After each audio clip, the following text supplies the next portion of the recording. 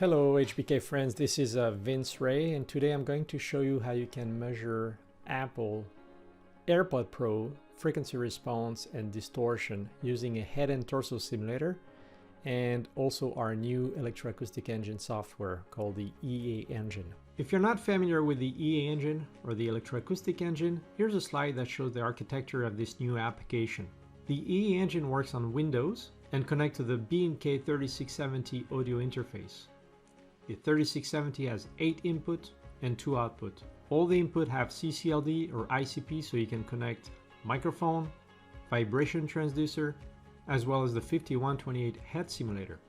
The EA engine can do I/O calibration or input and output calibration, can handle equalization, can do all kind of tests, random, swept sign, step sign, waveform streaming in open or closed loop, can do time data recording, frequency analysis, THD, rub and buzz, and much more. The EA engine is the first HBK application that has no UI, no user interface. However, you can create your own application, your own GUI, graphical user interface, and use the command lines or the API of the EA engine to interact with the application. So you can be in MATLAB, Python, Visual Studio to control the whole test. All right, the first thing we're going to do is to remove the left ear from the head simulator and disconnect the eardrum from the ear canal and the external pinna. You can see that we have now an exposed eardrum, and we're going to use a special adapter that is required to connect the eardrum to the acoustic calibrator. Please note the reference level at 1 kHz is not 94 dB but 95.2 dB. Alright, so I'm ready for the calibration, and I'm going to use the EE engine, the electroacoustic engine, and this special graphical user interface I wrote myself in visualbasic.net. I could have used Python, MATLAB, or any other software platform for doing this work, but this VB.net app will let me control the EE engine via its API, and one of the functionalities is the input calibration. So I'm going to use the preference and show you what's behind this.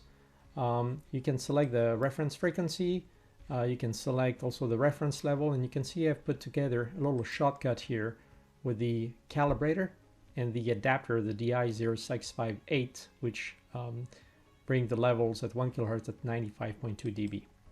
So once I have selected that, I can close it and push that back through the API, so the EA engine will know exactly what kind of calibrator and adapter I have. I'm ready to go.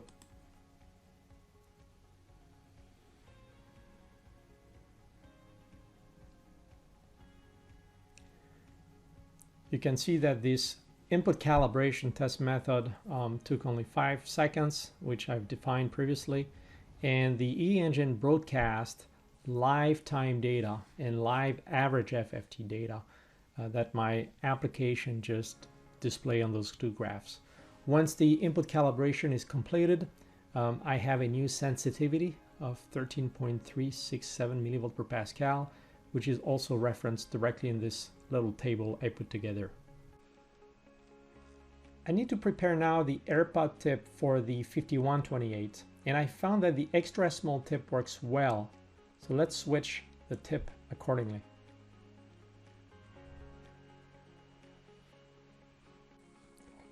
I'm going to position now the AirPod Pro inside the 5128 ear simulator. It looks easy to do, but to get a good seal, feel free to stretch the external pinna like you would do with your own. Both earbuds are positioned on the left and the right ear of the 5128, so we're ready to take data now. I'm going to use the step sign test with this open loop test method, and I'm going to use my phone to play back the stimulus.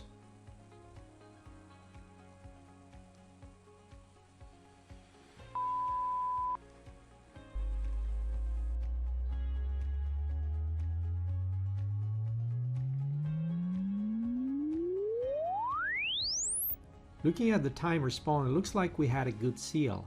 Once the data of the 5128 ears are captured, the EE engine broadcasts the frequency response and the THD that I plot with my own VB.net application. Ideally, we recommend taking at least 3 good measurements, reseating the device under test, and average all the results. Thank you for watching. If you're interested in developing your own app using our EA Engine toolbox, feel free to contact your HBK representative. Have a good day. Bye.